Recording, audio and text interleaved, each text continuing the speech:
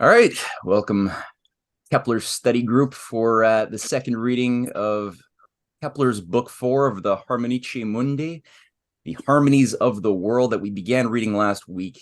We're going to do a little bit of a mini recap of some core ideas, and I'm going to say something. I've prepared a couple of slides that I want to open with as well to sort of situate people's minds in the explosive revolutionary content that we're about to plunge into. And it is really revolutionary. And there's a reason why this book was not translated into English until 1991. That's right. It was first published by Kepler in 1619, featuring the culmination of his life's work, the third harmonic law of planetary motion, which applies, as we've discovered, to atomic behavior. It's one of the few elements of classical physics that has found application in the atomic realm. Even in the insane atomic science, they still have to make use of this. This is very interesting. And it's one of the most beautiful intersections of arts and science ever before.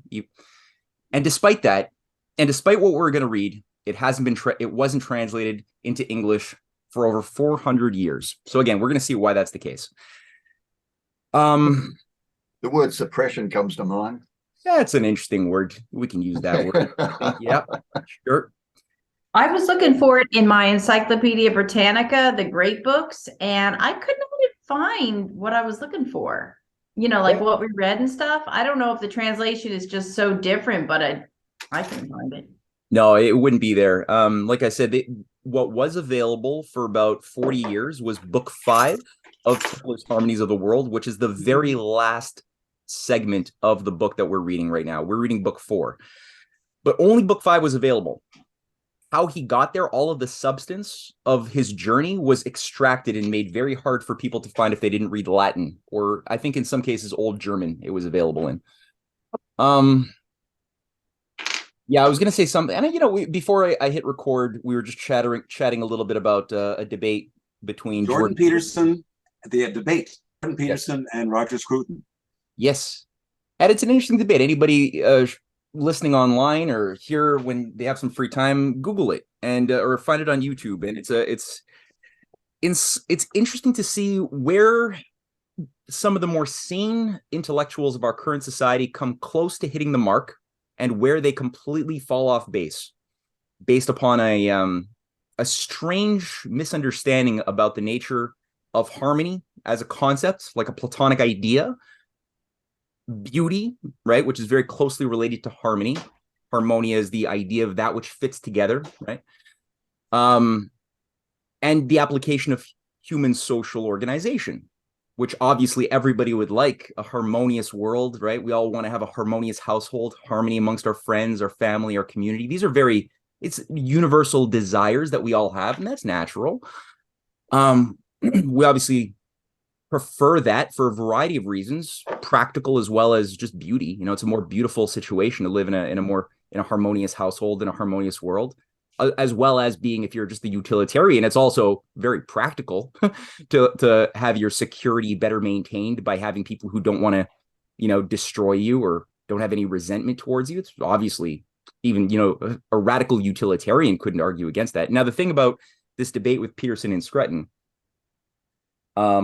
is that when the discussion ends up moving towards art and harmony and the relationship of music specifically in organizing society, Peterson says something which is really theoretically beautiful about the nature of the cosmos, the harmony of the stars, the heavens, the grandeur of it all, and then how it's expressed in the microcosm in our individual interactions. And theoretically, that's all great. Kepler and Plato would agree completely.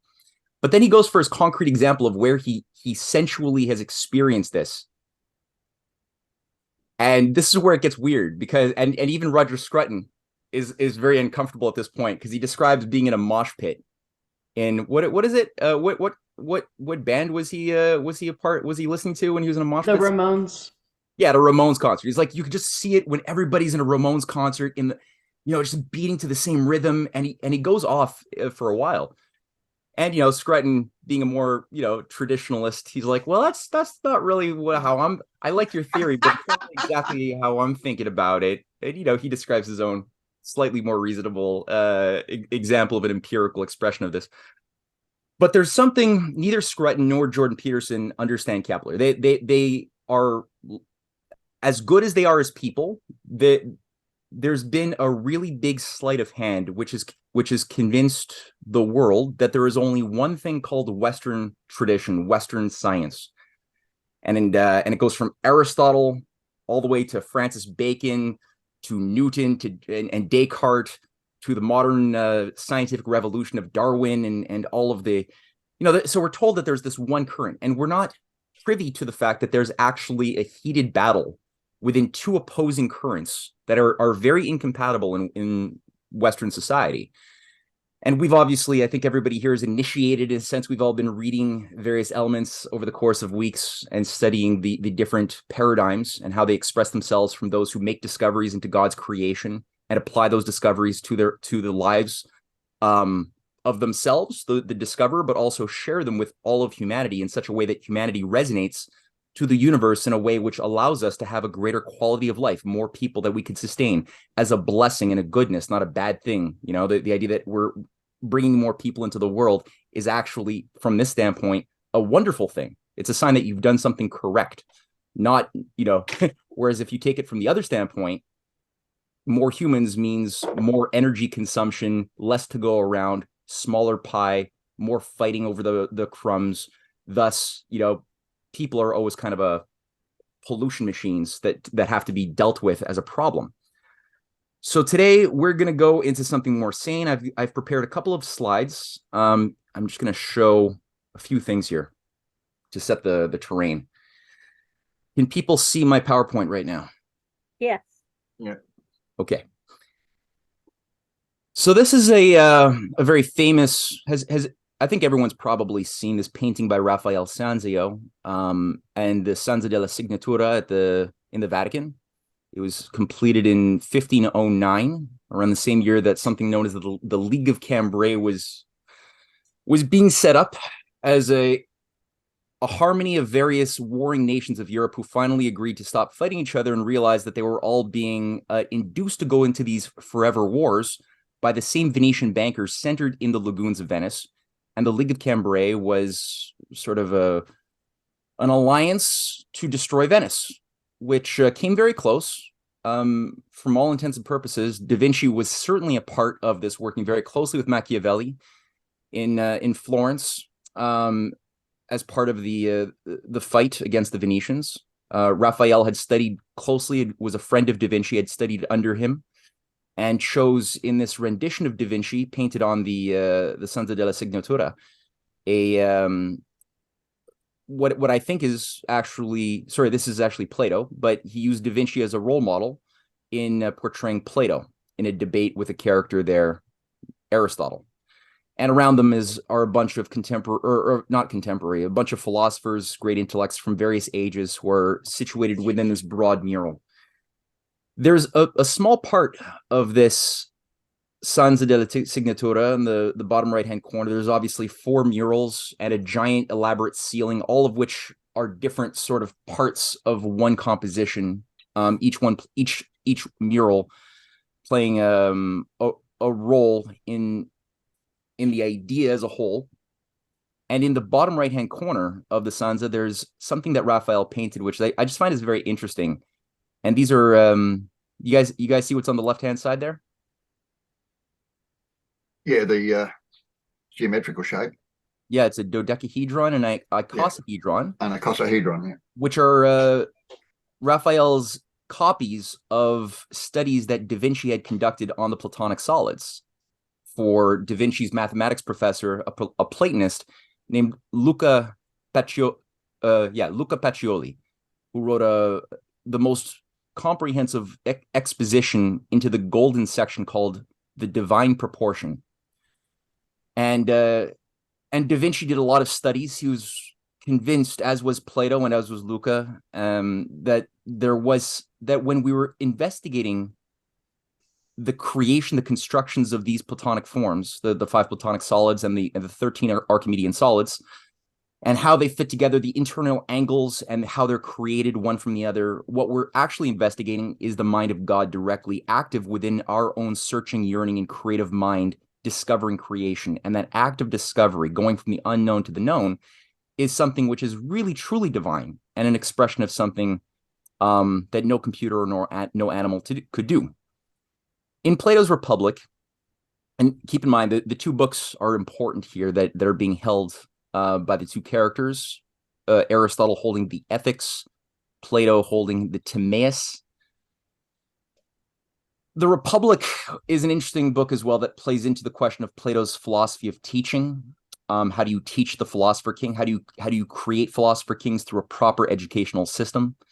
And in the section on geometry, Plato writes, geometry is pursued for the sake of the knowledge of what eternally exists and not of what comes for a moment into existence and then perishes.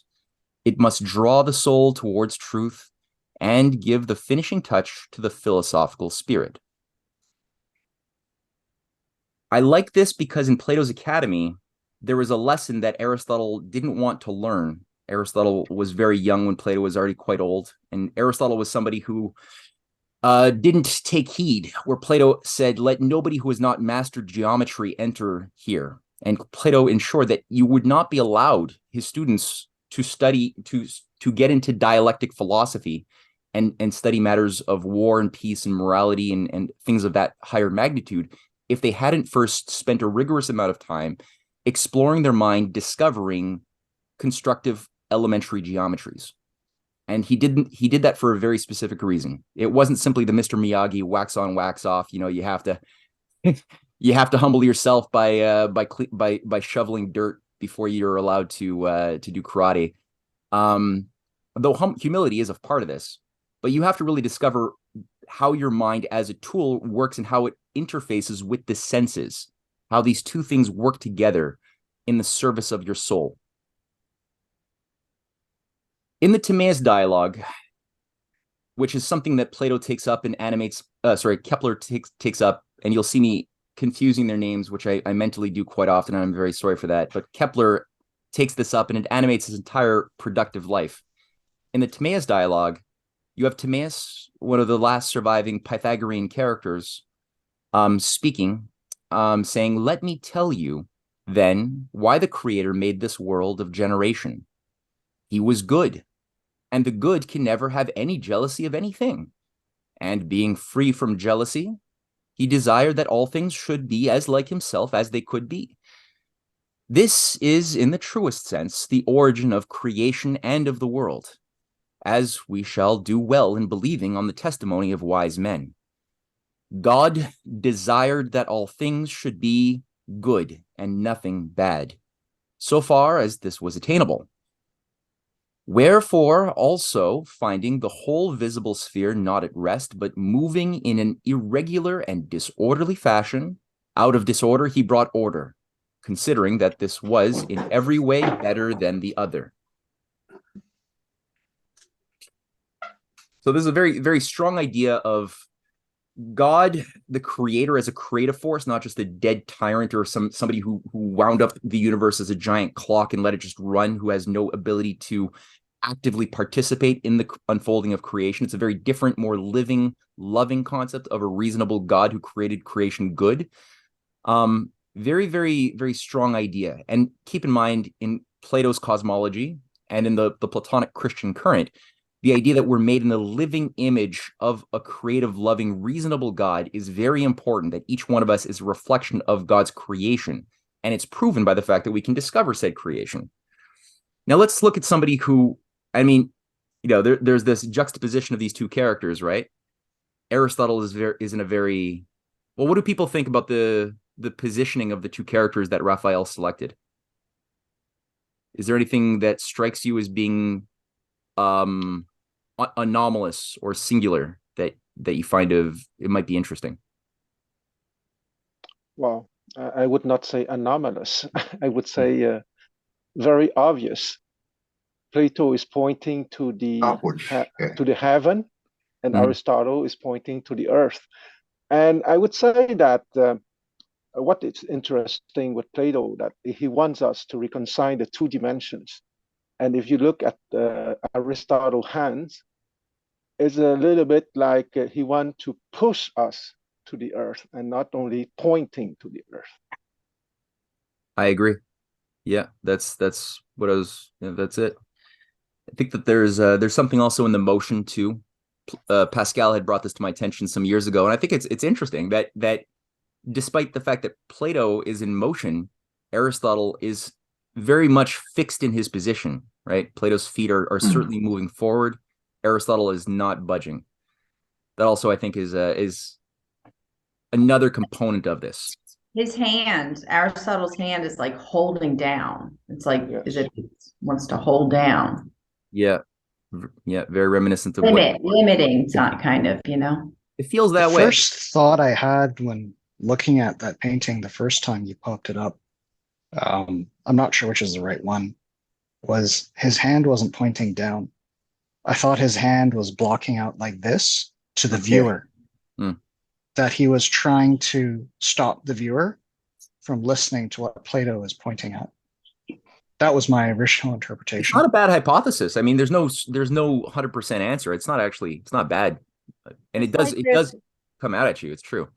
It's like there's more defensiveness on his part. Mm-hmm. But also, Plato's wearing pink, which is a much more vibrant color. And Aristotle's wearing blue, which is sort of a lack of is cooler and lack of vibrance, I guess. Well, it is cooler. That's true. When something is colder, it moves less. When it's warmer, it heats up. It moves more. That's true. It's not a bad observation. I'm just yeah. I would like to add maybe to put a little bit nuance in this interpretation between the dichotomy between Aristotle and Plato. Yep. Let's note that the man Aristotle wrote in his Metaphysics Lambda certain notions who could be interpreted very easily as the upper trigram or the more timeless dimensions of reality. However, I wanted absolutely to mention Metaphysics Lambda because we cannot judge Aristotle only on the intellectual content of Metaphysics Lambda. Lambda means the book Lambda, of course, corresponding to L in English. But you have to take into account the whole of his work to put a judgment on the man for those who might be impressed by Metaphysics Lambda if they read it in the future. Good point. Good disclaimer. Okay. I would just say one thing. Do people recollect when we were reading the Plato's Phaedo on the immortality of the soul, can anybody put into their words the importance of Plato's idea of recollection as far as his concept of recollection pertained to a demonstration that there is a soul and the soul is beyond space and time? It is thus immortal. Does anybody remember why that concept is so important for him? Yes. Well, maybe I don't know if it would be the best way to explain it, because he was speaking about the bridging precisely between the theory of recollection. And here I use the word theory in the Greek meaning, okay? Meaning the contemplation, meaning that you reach at the level of your epistemological development, allowing you to contemplate those timeless form precisely. Because we have to be careful here, because theory in English rather means a hypothesis or a speculation. Here we have to take theory in the Greek meaning, a direct contemplation. So it's important because it's the bridging of that contemplation of the timeless form in relations to the phenomenal reality precisely. And that's why it's important, the recollection here, understanding the word theory in the Greek meaning. Mm-hmm.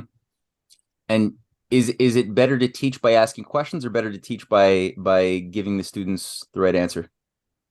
I would not insult your intelligence by giving the answer.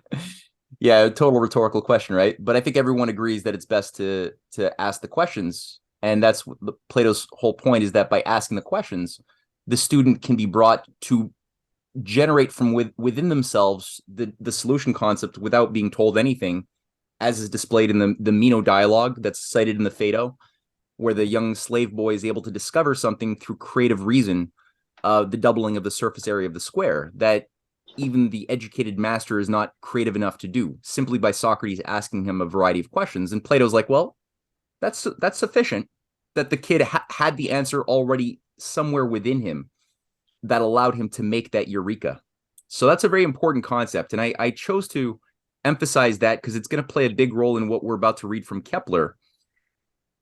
And also, sorry? I thought I heard something. Aristotle himself had a problem with this idea.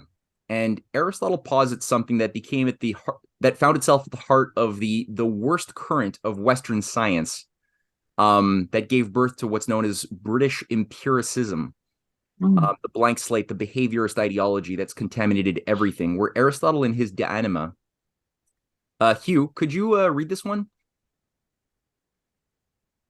Are you still there, Hugh?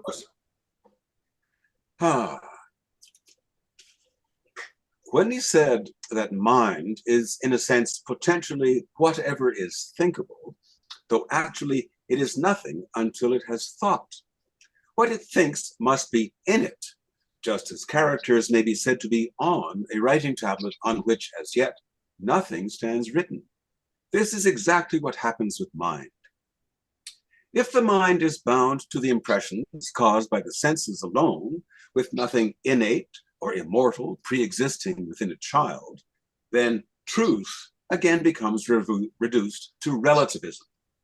This must be so, as nothing universal or eternal is knowable through the finite and limited senses.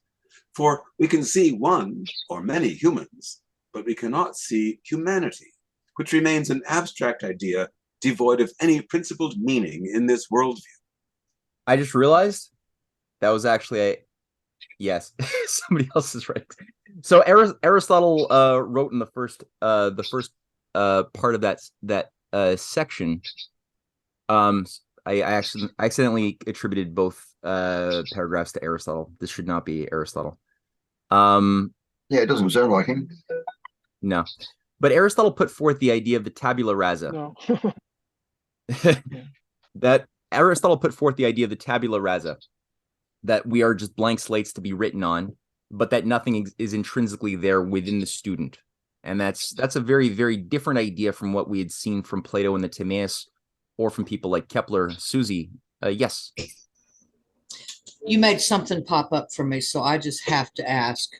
A few minutes ago, when you were talking about, the teacher asking the questions, and then the student, bringing forth the answer from somewhere inside of him, I'm like, oh my gosh, because I often find that if I can ask a question out loud instead of just running around in my head, but if I can speak the question, I will hear the answer inside of myself.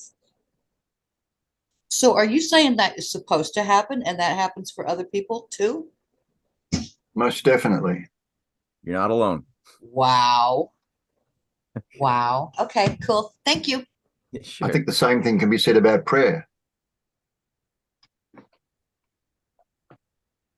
There's definitely something very important about the honest dialogue process, and that as you have a good teacher that's doing that's conversing with a student and helping the student learn how to use their power of questioning to develop the instinct for the hunt for truth, that student is also learning how to dialogue with themselves, right? So that's a big part of the growing experience, is the internal dialogue and the external dialogue, which could involve questions also, when you're going inward or outward.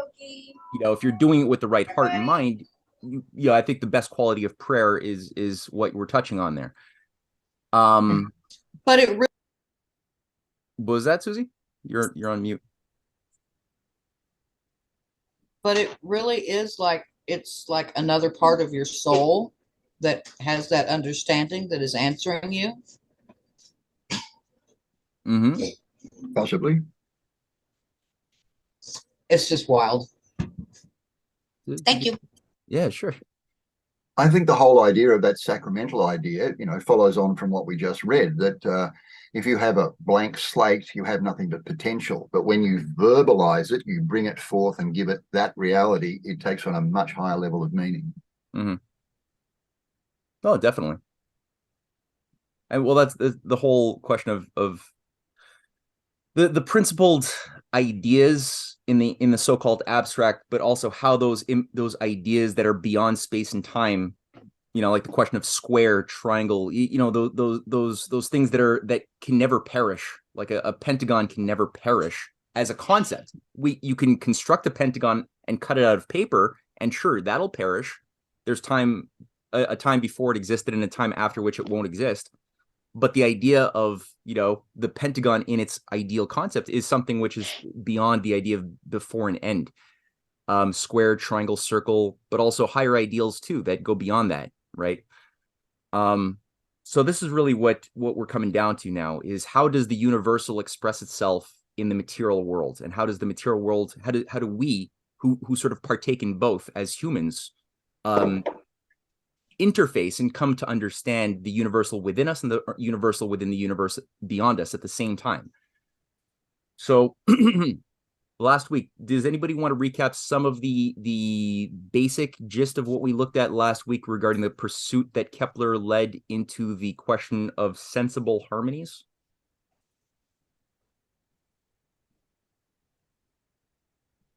You guys remember the waterfall example? Or the water, how the water has different emanations? Yeah. I thought Hassan proposed himself last week to give the summary. I think I did. I'm just pulling up my notes. Okay. Give me 10 seconds. Sure. I thought it was a good way to just make sure I remembered everything. When these lectures happen, it's exactly the same time that I have to walk Kepler and Cicero. I have two cats that like to hunt rabbits and chase dogs at this time. So that's why you always see that watch face go over, because I have the headphones on and I'm running through the fields with two cats. But I am listening. Their names are Cicero and Kepler. And Kepler. That's fantastic. I love it. Yeah. All right. So in our last session, it kind of started right from where the reading of Phaedo ended, and with Kepler as a Platonist and a follower of Plato and his method. And before getting into the reading, there are a few themes covered, moving from astrology to a science of astronomy and Kepler's kind of pivotal role during that, and in particular following geometry, as that being as immortal as the soul, leads through to a passive peace and away from being led astray by the material senses. There's a bit of discussion on the formation of the Platonic solids and how these pieces of beautiful geometry followed in his mind the hypothesis of as below as above. So those kind of truths can be found in the order of the heavens, as well as in the harmony of music and at other levels. There was some covering of his laws of planetary motion, elliptic orbits. The part I found interesting was really digging in on the theme of asking why, in addition to how, as opposed to, I guess, the modern view, which is there is no why. Something randomly comes from nothing and will dissipate over time again to nothing just because. And this was kind of one of the essential pieces that relates to what we were talking about today, of why certain things took so long to get either translated or suppressed, because it was really the why that was part of what they didn't want people to know, maybe, which was why Aristotle, just in my own personal view, not saying that's the actual reason of why Aristotle has his hand up in that painting.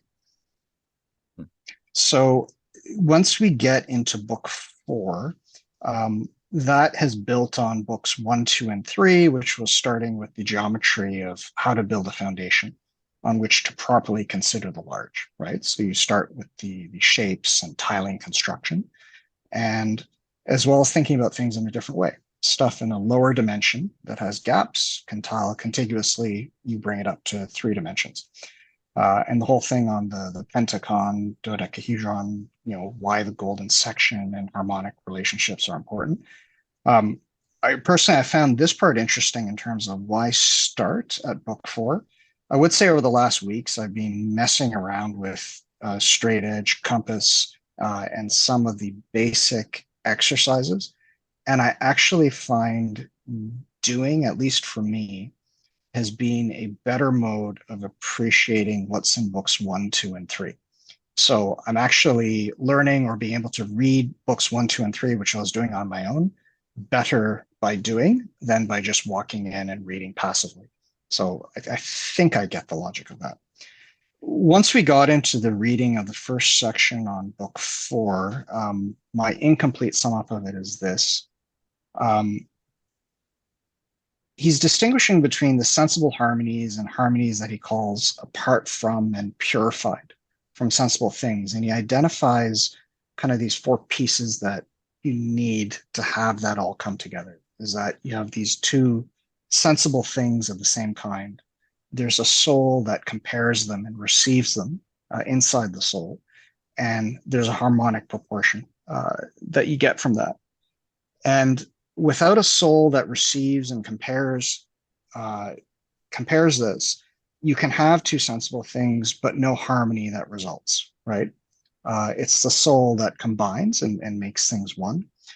And there was a long section and a discussion we had where one of the notes I have is to go back and reread that section probably multiple times because there was still pieces of it that I was kind of getting, but missing, right, as we were going. Like I would read it and then read it again and felt like I got a little more, but that I still missed things, which was covering the sensible terms of things like emanated light and sounds. And the soul has to be present so that both the active effects of sensible things moving on the senses, as well as the passive part and what the soul can compare. And that's how everything comes together and you can sort of get to your sensible harmony. So that particular part of the passage for me, I found was something that was, there's a big highlight over it, which is go over it again and again and keep revisiting that part. I did find it funny that along the way, there's parts where he takes digs at Aristotle for not recognizing the nature, harmonic faculty, and other things. So it was nice that there was sort of this tie-in to get some context. But that's what I pulled out from last session. That's good. Really good recap, man. Cool.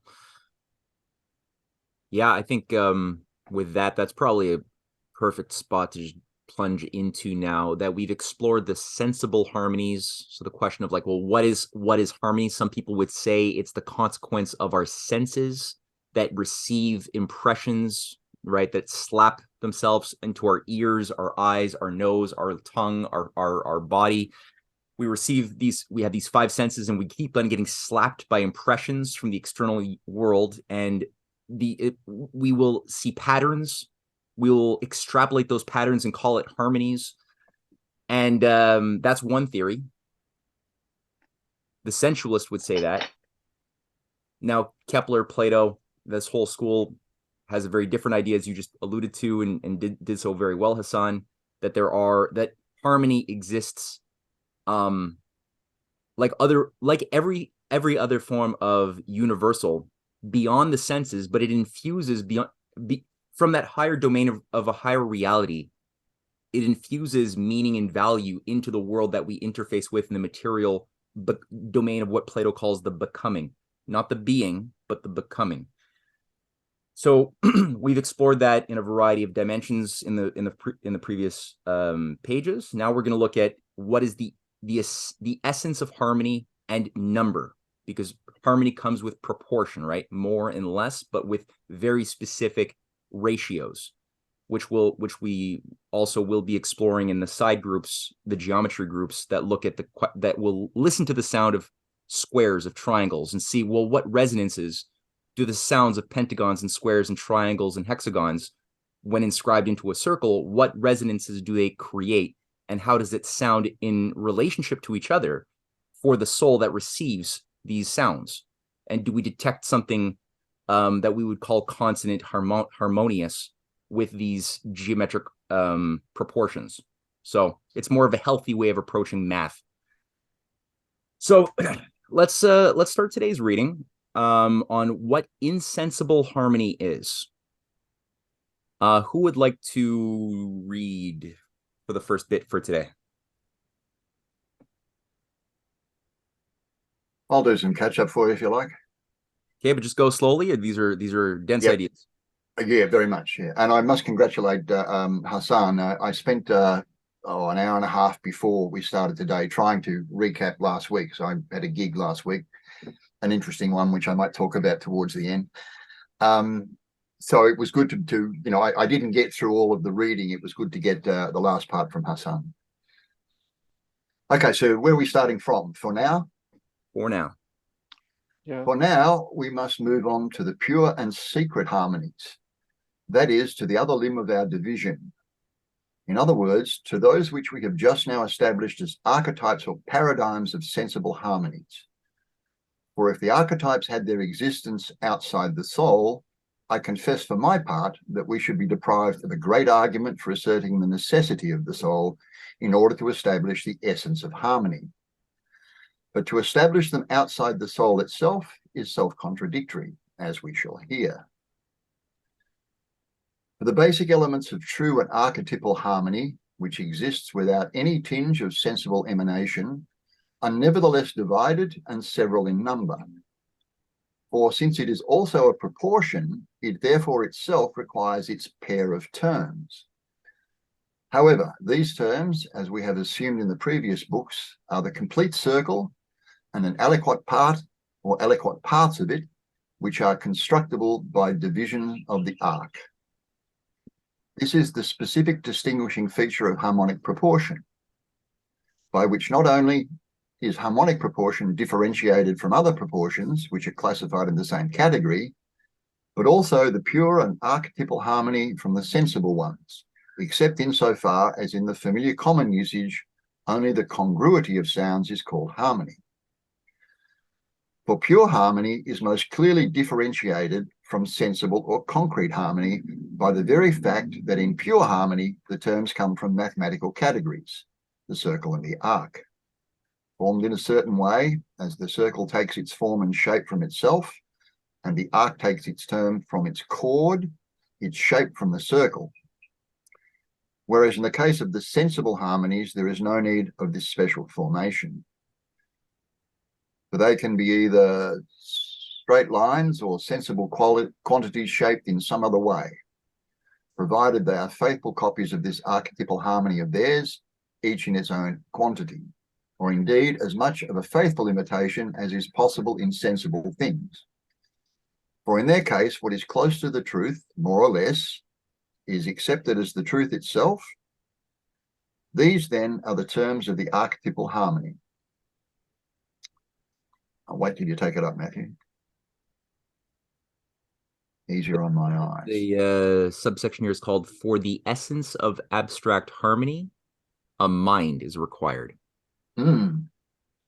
Second, as well as the terms, again, as has been stated previously in the case of sensible harmonies, a mind is also required, which compares the terms and assesses whether they, being of course arcs of a circle, are such as some side of a constructible figure divides off from the whole circle. Thus, in a sense, there are three basic elements of the archetypal harmony.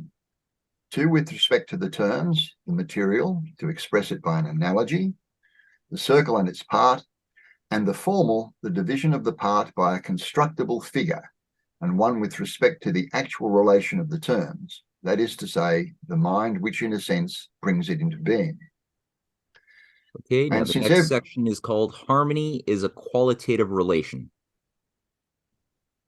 And since every proportion, and so also this proportion of a part of a circle to the whole, is predicated of a relation, in this sense, in this case, this definite and prescribed form of a proportion is to be found to be a quality of the fourth kind. For harmony is a relation, in a sense, of quality or shape being formed from the regular figures. But if it belonged to the essence of sensible harmony previously, that sensible things should flow into the soul by means of an emanation, how much more is it also necessary in this case than what we have stated as the terms of the secret harmony? The circle and its arc should be within the mind itself, whether that is said to have come about by the reception into it of emanations, or whether they have been with the mind always, and present before anything was received into it. From now on, this must be examined with the full power of my talents. The next section is how the genera and species of mathematical things are present in the soul. Is everybody following well enough his line of thinking right now? Mm-hmm. If anybody has any questions, feel free to jump in and pose a question if you need to. Maybe it's not a question, but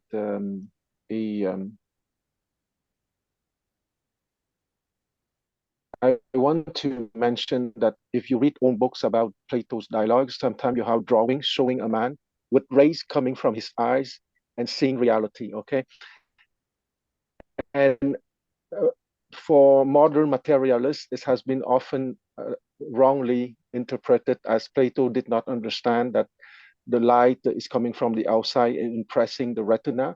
It's rather the old philosophical way to express the fact that the mind would project those timeless forms to the phenomenal reality to understand them, and corresponding to what Paul just read. Yep. Continuing? Yeah. Sure.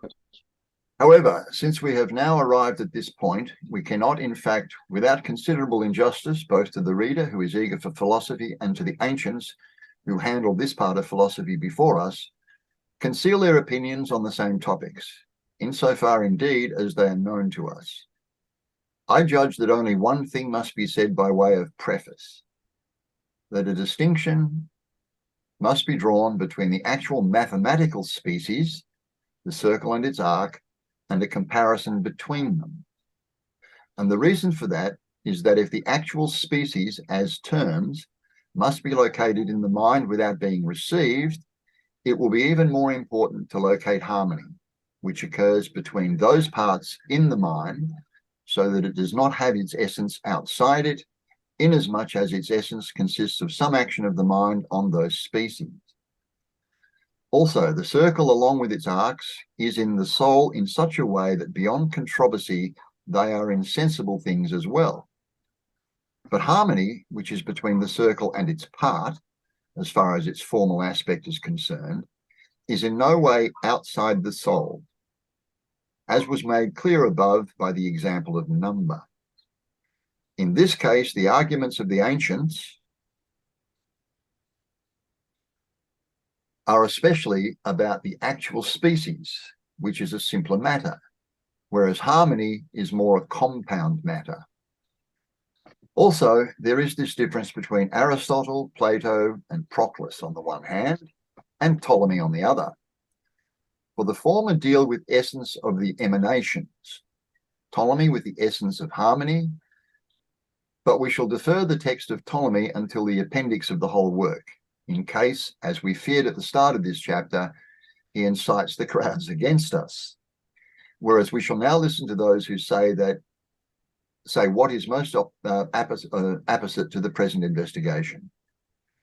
Now, Plato's view on mathematical things was that the human mind is in itself thoroughly informed on species or figures and axioms and conclusions about things. However, when it seems to learn, it is merely being reminded by sensible diagrams of those things which it knows on its own account. It conveys that with singular ingenuity in the dialogues, by introducing a slave who, when questioned by his master, makes all the replies as desired. Aristotle, on the contrary, in his metaphysics, calls this a fabrication, a fictitious argument twisted to fit the hypothesis, as neither do these mathematicals ever exist independently of sensible things, nor is their character, even in the mind, on any different basis from that on which other universals are in the mind, as the species of the actual essence of individual sensible things is formed in the mind by definition. Thus they are indeed prior to sensible things and abstracted from sensible things, yet not in reality, but in mental conception. Hence it should be noticed that Aristotle, almost every time he happens to name any one of the mathematical categories by way of example, always names either a point, or a line, or a surface, or a body, or a number, which are the chief categories of which quantity is predicated. But mention is very rarely made throughout these treatises indeed of quantities insofar as they are shapes. And in the fourth species of quality, where their material aspect, quantity, is one thing, but their formal aspect, shape, another, and insofar as they are relations, absolutely no mention at all. Indeed, he even proposes harmonic knowledge for investigation with reference to nothing except voices, and to them solely insofar as they are lines, exactly as in optics. However, of the interval between the lines, which are a proportion, a relation of course, and that indeed of quality and shape, Aristotle never even dreamed. Thus there is no doubt that he would have made greater progress in this investigation if he had been imbued with more profound mathematics concerning the intelligible difference between possible and impossible figures with which we have dealt in Book 1. Therefore, as far as he is discussing the chief categories of quantity, he is an easy victor with no opposition. However, where he draws a universal conclusion and convicts Plato of the stupidity which is his own fantasy, and finally, where to the Platonic picture of the self-taught slave, he opposes a contrary picture of his own, asserting that the mind in itself is empty, not only of other knowledge and of mathematical categories, but also of species, and is just a blank sheet, so that nothing is written on it, not even any mathematicals, but everything can be written on it. From this aspect, I say, is not to be tolerated in the Christian religion.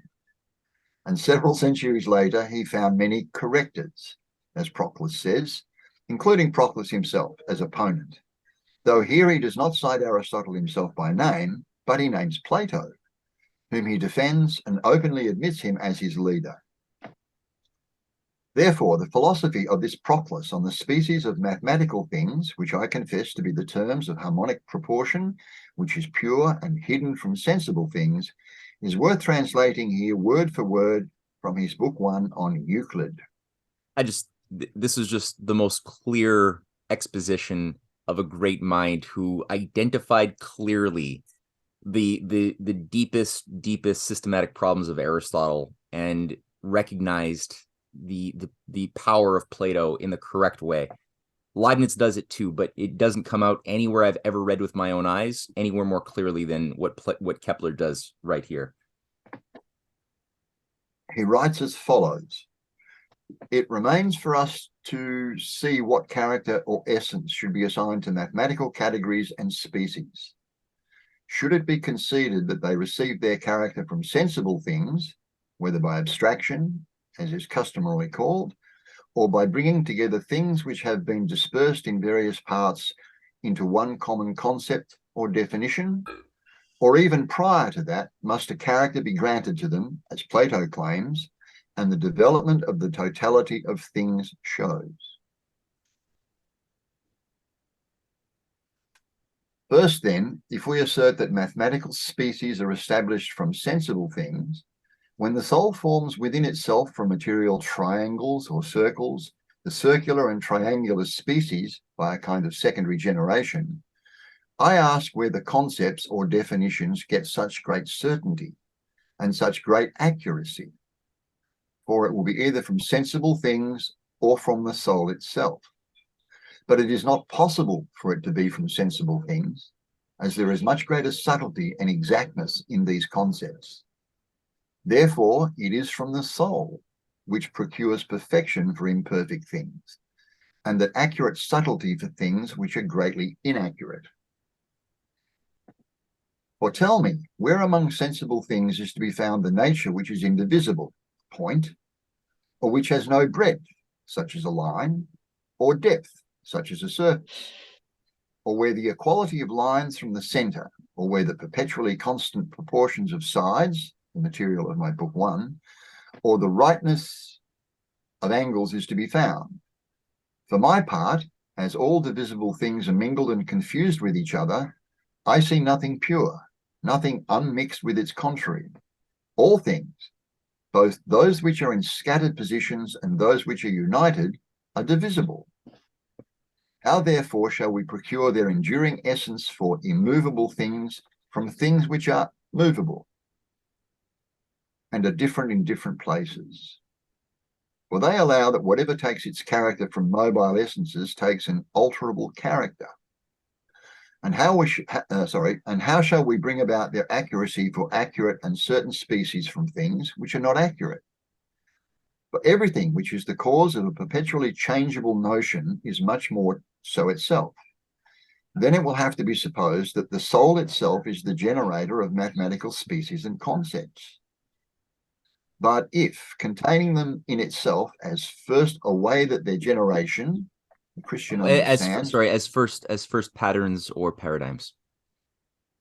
Containing them in itself as first patterns or paradigms, it makes them take their essential character in such a way that their generation, the Christian understands, the creation of sensible things, is nothing but the propagation of species which were previously in it, that the mathematical reasons for the creation of bodies were co-eternal with God, and that God is preeminently soul and mind, whereas human souls are images of God the Creator, even in essentials in their own way, is known to Christians.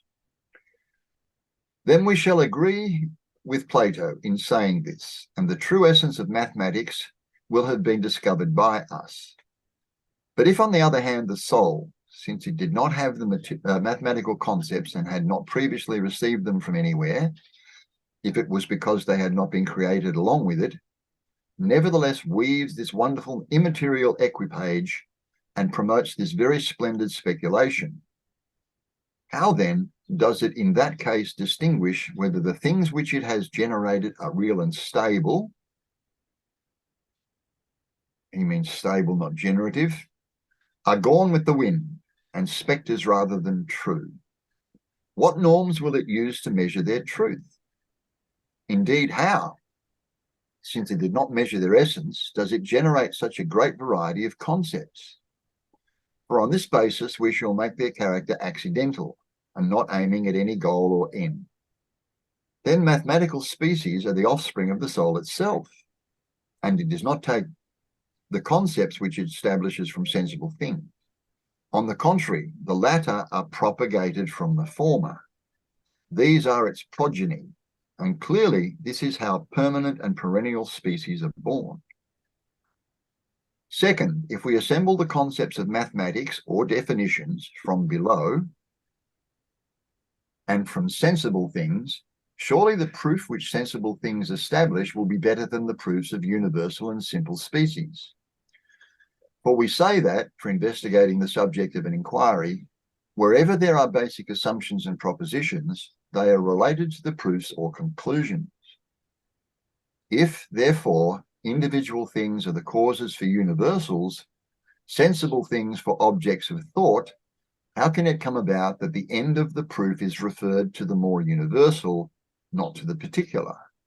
And we show that the essence of intelligible things is more closely related to the proofs than that of sensible things. Just quick, I know that this is a lot of very dense material from Proclus, and it's obviously something which you'd probably want to review.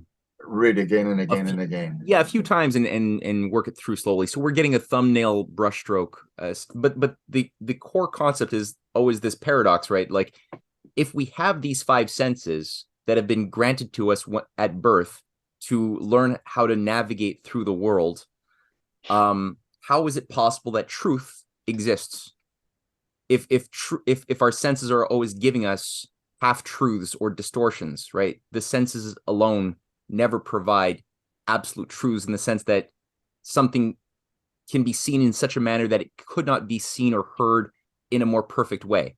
And as soon as you try to draw a square, as soon as you draw it, it's material, and you could always come up with a square, no matter how good you are at drawing squares. You could always make a more perfect square, right? No square can be the most perfect. So how does that work? This interaction? How do we discover truths? What is that? How does that work?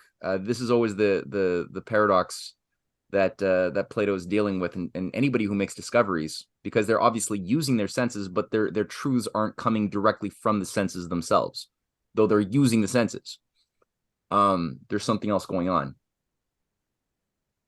May I make a comment, Matthew? Yeah. I think, or I hope anyway, a couple of sentences I mentioned might help understanding this.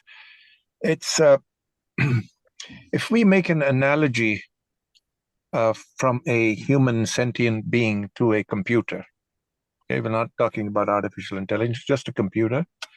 So the computer has a hardware, it has software, and it has energy, which is required to power it.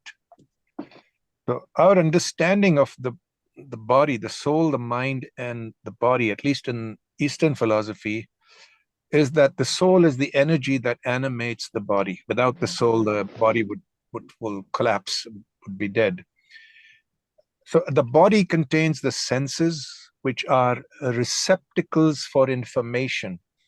In the same way that bits of data would be information for the computer, which the hardware processes, but it is the software that is needed to analyze that, and the software is like the mind, which was created by God, by the Spirit, as an intermediary between the highest spiritual level and the lower physical cosmos.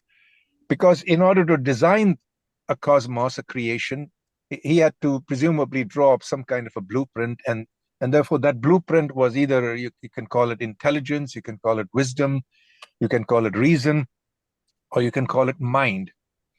So the senses can only provide information, but the information can only be made sense of by the mind, and at a more primeval level, the soul, where the intelligence of the mind actually comes from, because spirit preceded the mind. I don't know if this is helping, but so this is what a little bit, from what I understood, what Kwan was also saying, that yeah, there is physical light outside, but it is the intelligence of the mind which uses the information coming in through the eyes that is able to make sense of what is out there. So I don't know if this is helping or if this is confusing people, but I'll stop there. I think it's like a smart filter. Yeah. In other words, the information from the senses is raw data, but you need to be able to process it. And to process it, you need the mind, and the mind itself is animated by the soul also, but is also a derivative of the soul. It's a sort of lower, it's for the soul to function in this place, soul is from a much higher dimensional place. In order to function here, it needs a mind as an intermediary to be able to interpret what there is.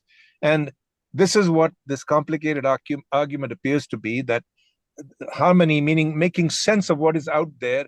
It's not the senses that are making sense. The senses are just providing this information which the mind processes and makes sense of, and adds harmony, creates harmony, or sees the harmony that is there, which was already there because the soul or the spirit designed these things. I don't know if this is, well, again. I think Kepler would be happy with your recapitulation. I don't think he would find any holes in it. Thank you. Yeah, and oh yeah, go on. I'll give an even simpler proposition, if you like. If you take the idea of numbers, and I'm thinking the initial part of your presentation last week. When you take things like Fibonacci series and golden mean and all of that, clearly they exist in nature, but it's not obvious when you look at things necessarily. Your senses don't automatically find the meaning in those things. It's only through the use of mind and the understanding that these things are universal, that you come to an understanding that you know, things like the Fibonacci series and golden mean, these are structures, geometrical structures included, that imbue the entire universe with its meaning, and our soul is connected to that. Mm-hmm. Yeah, another very important idea. And this is going to come up again and again in the coming 100 pages, many times in different ways, but it's very important that Kepler has a very specific idea of number and math. When he says those words, it's not the same thing as what most people have been led to believe these things are, as we alluded to, or as we could, I think, glean a sense of when he described the insensible harmonies that are contained or accessible through mind beyond senses, right? Which he says it has math, a mathematical origin, but his idea of math is very clearly not simply quantity, not just counting numbers of things. It's quality first. He says the essence of it is the circle and the arc of a circle, which he's speaking here of the specific arcs we've been dealing with last week and will be continuously dealing with, which is, well, what are the elementary shapes that one could place within a circle that divides the circle into three equal segments, like the triangle or the square into four, the pentagon into five. And he makes the criticism that Aristotle never even bothers contemplating the nature of quality. He looks only at lines of points, of surface areas, of number, but he never takes the time to look at the Platonic solids, the qualitative constructions. He doesn't even care. Whereas Plato's like, no, that's the origin of number is animated by quality. Quality is not owned by quantity. Quantity is itself shaped by, it's a shadow of quality first. Very different, again, from the sort of thing we've all been given in our most of us have probably been given in our school experience in modern society. So a very, very important idea. And he's going to, again, deal with this in so many ways. And Kwan, I just want to make a quick comment for Kwan, the idea of beauty. You can look at a flower, for example, and you might even understand the proportions. Let's say, you know, the way the petals unfold, it might be a Fibonacci series. But do you see the beauty in it? Exactly. To me, it seems like Aristotle is looking at the numbers, Plato is looking at the beauty, or Kepler is looking at the beauty as well, that there is a higher order here. You know, maybe Aristotle did not have a very good eye. You know, some people really have a good eye, like for proportion and just, you know, just have a good eye. Maybe he just didn't have a very good eye. You know what I'm saying? When I say, do you know what I mean? Yeah, but I would like to go back to what Pong just said on the idea of beauty, because it goes back to what we discussed at the very beginning. When Matt asked me to give the soul-killing version of the third planetary law, and after a second version and a third version. And here precisely, I think that there's a way to make the distinction between quantity and quality, because the soul, from its spontaneous nature, is not excited by quantity, but it's more excited by quality, like beauty, goodness, and truth, for example. And at the beginning, at the source, the soul wants to know the structure of the universe. The soul wants to discover the dynamic causes producing a certain phenomenal reality. And because of that energy, precisely, okay, a little bit like Harun said, the soul is that beautiful energy which wants to understand. And because of it, the soul will go observing stuff, and because of the natural proportion already present in the soul, will make the relations between the phenomenal reality and the inner proportion, the timeless form already present in the soul, to produce some intellectual formulas, okay, like the T2 is proportional to 8 to the cube, okay? But those intellectual proportions were not at the origin of the excitation of the soul to discover what is behind phenomenal reality. Okay, that is why quality is superior to quantity. And the quantity is a product of the intellect, and that's okay because we are in phenomenal reality and we discuss and we exchange using quantitative tools. But what is at the origin of the fire of discovery is precisely that higher dimension of quality already present in the timeless form within our souls. Right on. More Yeah, I rigging? think perhaps there's also another conflation or distinction that I feel from this conversation that Kepler is having and looking at what Plato and Aristotle said that has been made even worse in our modern world because of the emergence of digital. And that what is the difference between a thing and information and a record or knowledge? And I believe those two are not the same things. Or if I put it another way, if I thought of the physical world, we have things, they're all around us. We have information and records, which is quite different. And I can write an information or record about things on a piece of paper. And the paper and the ink is real, but the information is something else. In the digital world, there's no such thing as a thing. It's all information and records. And one of the reasons I think why we've slipped into a society where we have an algorithmic God is because that distinction has been blurred out and conflated. Yeah. Good comment. That's interesting what you said, because we don't even have a direct access to phenomenal reality, but to a lower derivative of phenomenal reality. That's a good way of putting it. I like that. Thank you. Yeah. Mm-hmm.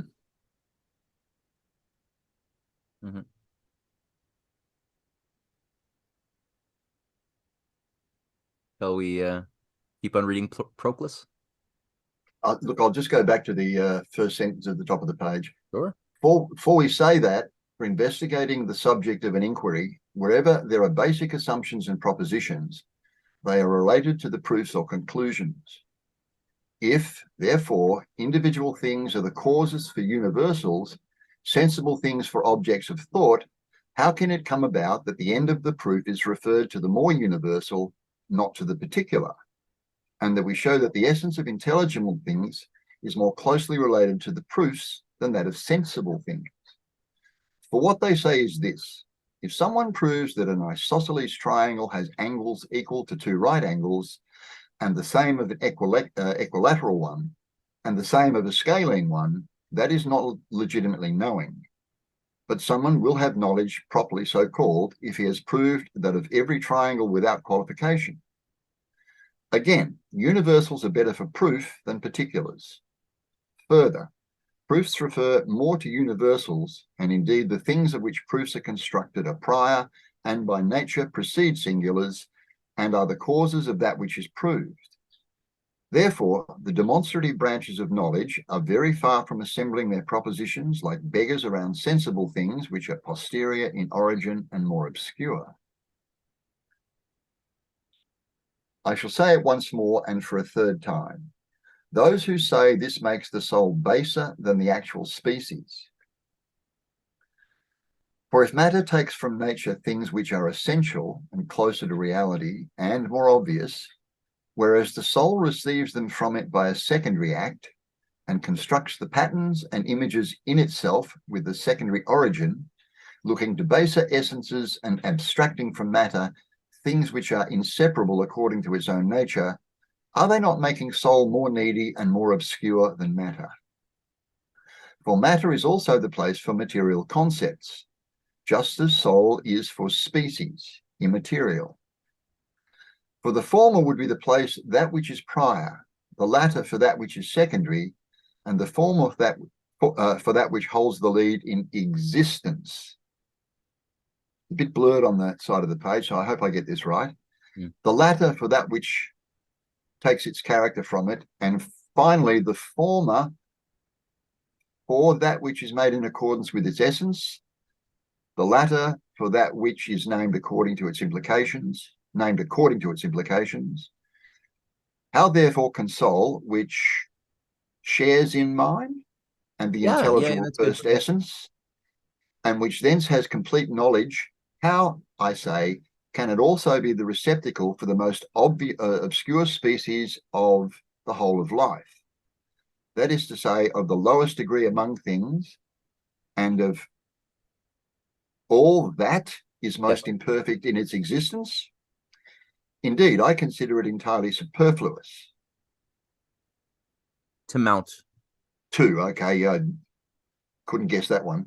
To mount more attacks on this opinion, which has long since deservedly been flogged by many.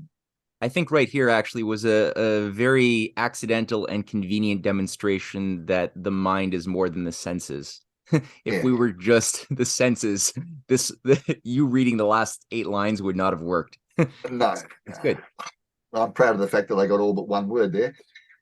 Anyway, but if mathematical species do not have their existence by abstraction from material things, nor by assembling common features which are found in individual things and are not at all secondary in origin or drawn from sensible things, it will indeed necessarily be the case that the soul adopts them entirely from itself or from mind, or indeed from both itself and mind at the same time.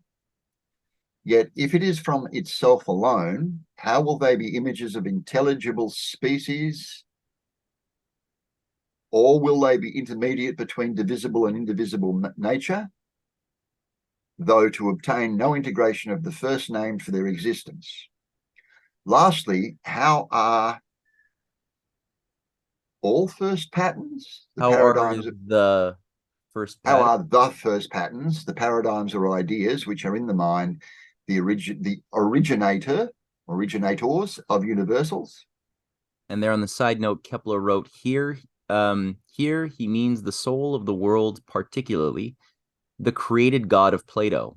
In fact, the mind which Christians call God, the creator himself, of whom all created souls set in authority over bodies, which are to be given life, are images. That's Kepler's commentary on what we just read from Proclus. And Proclus continues. 1 second. But on the other hand, it is from mind alone that they are adopted. The soul, how can the soul remain itself, functioning of itself and moving itself, if the concepts which are in it have flowed into itself from elsewhere, according to the standard of the natures of those things which are activated by something else?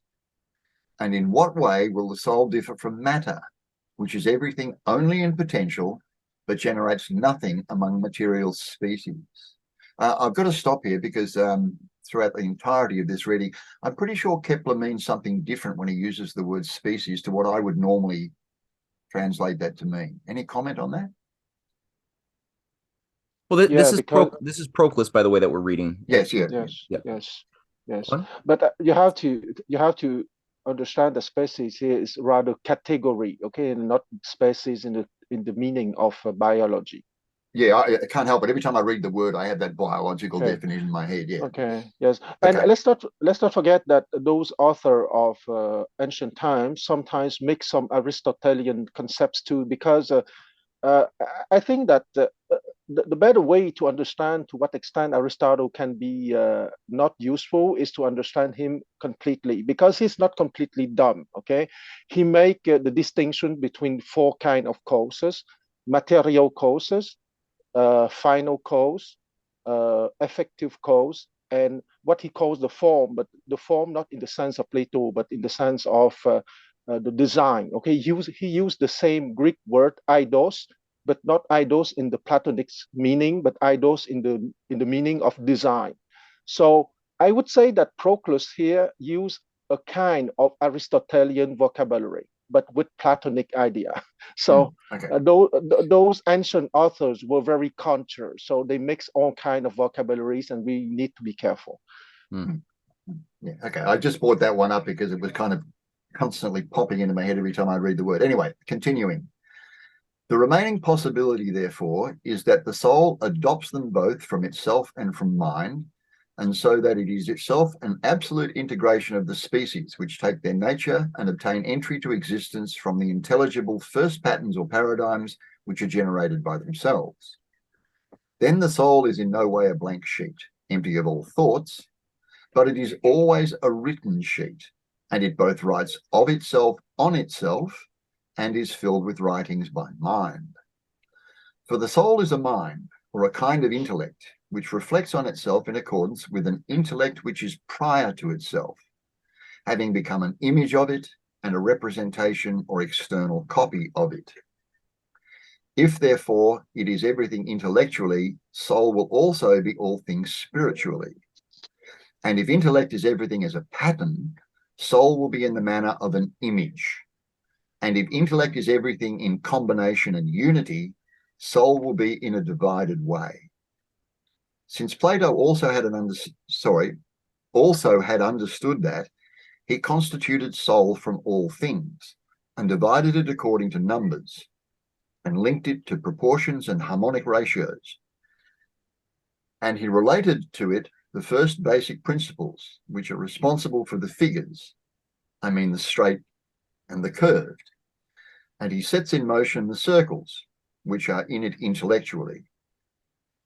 Then everything mathematical is first of all in the soul, and before numbers, there are numbers which set themselves in motion, and before the seen figures, there are life-giving figures, and before the consonant and the melodic, there are the actual ratios of the consonances or harmonic ratios, and before the bodies, whoops, I've just lost my place. Before the bodies which are moved in a circle, the actual invisible orbits were established. And soul is the integration of all things, and it is a sort of embellishment of a different kind from the sensible, which both applies itself of itself to things and is applied from a basic principle which is related and akin. And it both fills itself with life of itself and is filled by the Creator by a means which is incorporeal and unlocalized.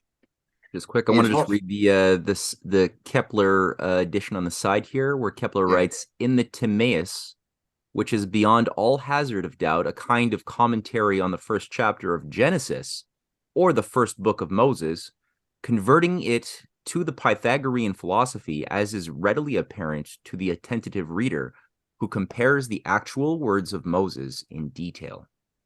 I think that's a very potent observation by Kepler. Okay, he is not far from every one of us. In him we live, move, and have our being. And when he puts forward and expounds its ratios, he then also reveals all bodies of knowledge and all virtues.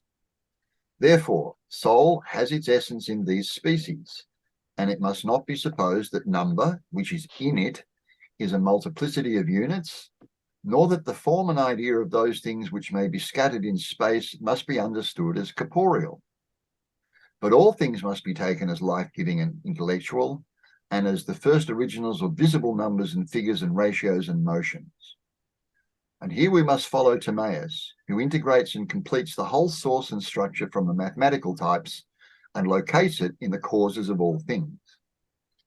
For those 7 terms of all numbers pre-existed in it as far as cause is concerned. Again, the basic principle of the figures have been located in it in the architectonic or structural sense, and the first and chiefmost of all the motions, which surrounds and rouses all other motions, existed along with it.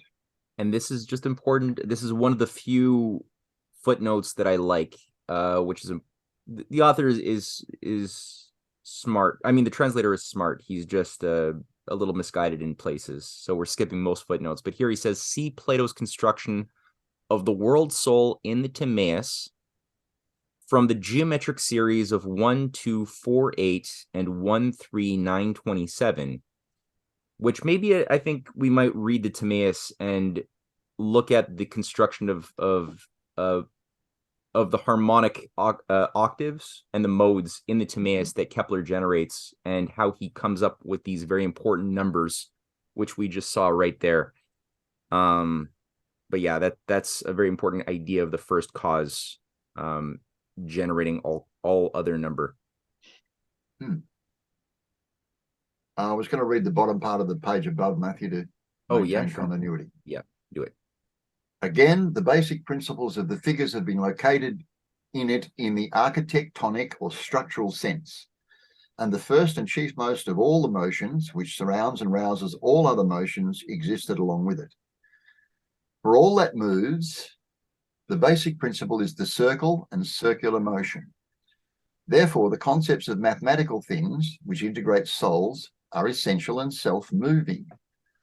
And soul putting them forward and propagating them then and unfolding them causes the whole variety of mathematical knowledge to persist. For it will never happen that it ceases to engender and bring to light one thing after another continuously, while it uncovers its concepts, which are indivisible in their simplicity.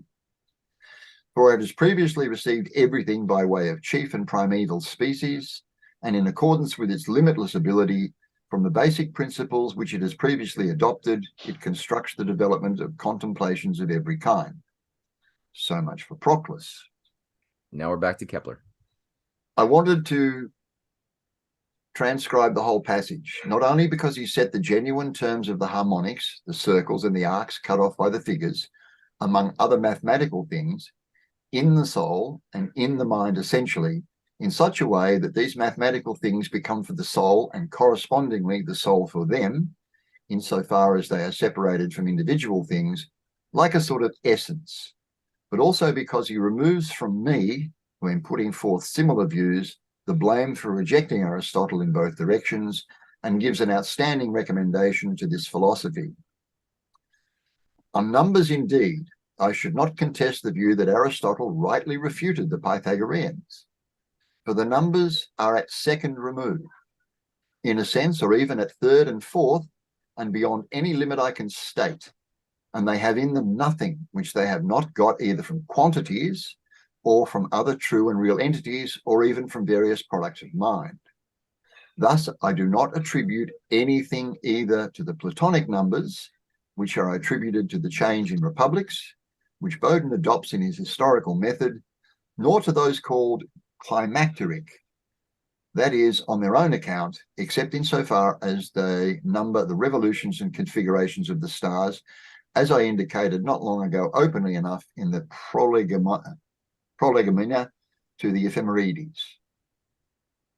But as far as continuous quantities are concerned, I entirely agree with Proclus, though his rhetoric sweeps on like a torrent, overflowing its banks and concealing the hidden shoals and whirlpools of doubt, while his mind, full of majesty of such great matters, struggles in the constraints of language, and his conclusion, never satisfying itself with the flood of words, oversteps the simplicity of his propositions. I therefore believe that if I now append my reasons why I established the intellectual circle and its parts as the terms for the insensible harmonies, reasons which I had conceived before I had read Proclus, I shall not only be saying what agrees with Proclus, but also making a kind of summary of the passage quoted, as far indeed as it serves my purpose. I shall not state among my reasons that as the objects which are compared had been first outside, and next in the sense they have been abstracted finally from things, and from the sensible emanations of things, a sense which the term abstracting properly engenders. For as has been stated above, this process of abstraction relates to the sensible harmonies of sounds and rays, and comes into the reckoning only when, just as the good or evil deeds of citizens are adjudged by laws which were passed long ago, sounds and rays are adjudged by the archetypal harmony which is already present within. But this is the reason why the quantity which provides the terms for the harmonic proportions is said to be intellectual, because that quantity must be capable of, by far, the most subtle construction. Yet that construction is never drawn from sensible things in a diagram, though it is assisted by them, and it does not arise from the assembling of many individual sensible things into one axiom, but it is obtained a priori. The valid objection which Proclus made to Aristotle, generally understood in this way, I can thoroughly confirm in particular with absolutely clear arguments taken from Book 1. For of the figures which cut off a harmonic arc of a circle, the specific difference by which, as a part of their definition, their essence is exhibited, is the fact that they must be knowable. Yet what, after all, is this knowability without mind, which is capable of knowledge? And do not say that it can be the case that knowledge is not knowledge of something, for knowledge consists in comparison, as when the side of a figure is equal to the semi-diameter. What equality may then be without a mind, especially in the case of things which are independent of place, is unintelligible. And we return to the argument already adduced above for harmonies, which are also sensible. Also, they must not be only knowable, but also known, so that the archetypal harmony may in fact shine forth within the mind. For the possibility of knowing is not sufficient for us as a criterion of sensible harmonies. Therefore, if a part of the essence of something is within the mind, and thus in its operation or activity, that thing must be established within. That is to say, the terms of the harmonies, the circle, and its parts.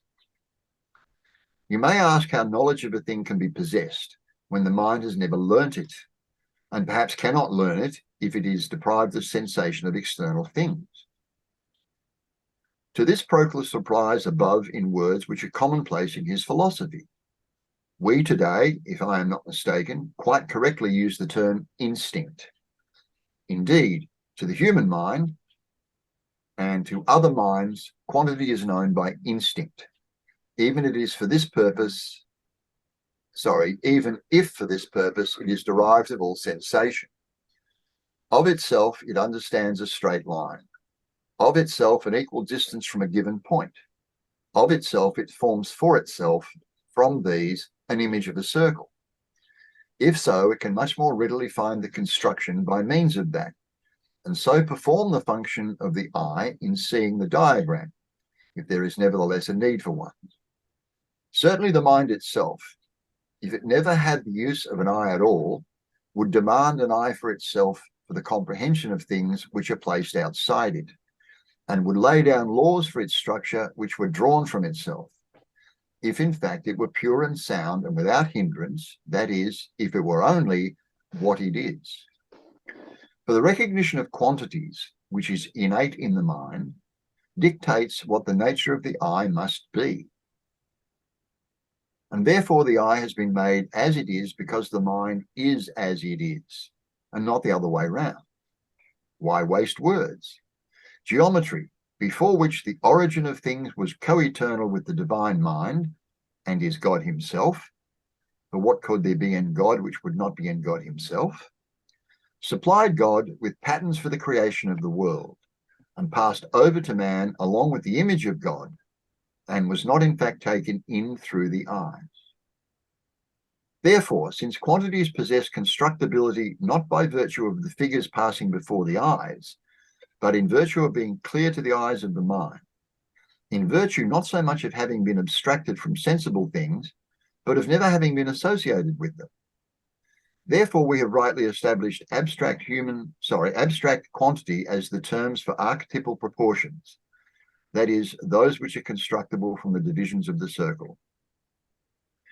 There is another reason why I chose abstract quantities. Just quick, I just wanted to read the Kepler side note here. He just writes, Proclus says, almost the same, a little after the passage just quoted, that the truth about the gods is adapted to mathematical entities, and the creator of the whole universe used mathematical archetypes, co-eternal with himself, in the construction of the world. Right. Therefore, since quantities possess constructibility not by virtue of the figures passing before the eyes, but in virtue of being clear to the eyes of the mind, in virtue not so much of having been abstracted from sensible things, but of never having been associated with them, therefore we have rightly established abstract quantity as the terms for archetypal proportions, that is, those which are constructible from the divisions of the circle. There is another reason why I choose abstract quantities, that the circle, which is a figure, that is a species of the fourth kind, although it is a quantity, yet in this connection is considered purely as a figure, without distinction between large and small, to such an extent that it is in a sense abstracted from quantity itself, as if from what is subject to it, and its nature can be recognized even in the narrow space of a point. This, I think, was what Proclus meant when he said that mathematical things existed in the soul in an uncorporeal and unlocalized mode. Finally, there is a chief and supreme argument that quantities possess a certain wonderful and obviously divine organization, and there is a shared symbolic representation of divine and human things in them. Of the semblance of the Holy Trinity in the spherical, I have written in many places, in my optics, in my commentaries on Mars, and in the theory of the sphere, and I want to return to the subject here. We come, therefore, to the straight line, which by its extension from a point at the center to a single point at the surface sketches out the first rudiments of creation and imitates the eternal begetting of the sun, represented and depicted by the departure from the center towards the infinite points of the whole surface by infinite lines subject to the most perfect equality in all respects.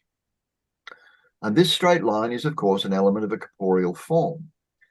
If this is spread out sideways, it now suggests a corporeal form creating a plane. But a spherical shape cut by a plane gives the shape of a circle at its section, a true image of the created mind, which is in charge of ruling the body. It is in the same proportion to the spherical as the human mind is to the divine. That is to say, as a line to a surface, though each is circular, but to the plane in which it is also placed, it is as the curved to the straight, which are incompatible and incommensurable. Also, the circle exists splendidly both in the plane which cuts, circumscribing the spherical shape, and in the spherical shape which is cut by the mutual concurrence of the two, just as the mind both exists in the body, giving form to it and to its connections with the corporeal form, like a kind of irradiation shed from the divine face onto the body and drawing thence its more noble nature. Just as this is a confirmation from the harmonic proportions of the circle as the subject and the source of their terms, equally, it is the strongest possible argument for abstraction, as the suggestion of the divinity of the mind exists neither in a circle of definite quantity nor in an imperfect one, for they are material and sensible. The main point is that the circle should be abstracted from corporeal and sensible things to the same extent as concepts of the curved, the symbol of the mind, are separated and, so to speak, abstracted from the straight, the shadow of bodies. Therefore, we have sufficient support for seeking the terms for harmonic proportions, which are objects of the mind alone, chiefly in abstract quantities. Therefore, to conclude this section... Does anybody want to take a moment there to think about that metaphor of the mind as something which is partially or is coming from the divine but interfacing with the material as it relates to this geometrical imagery?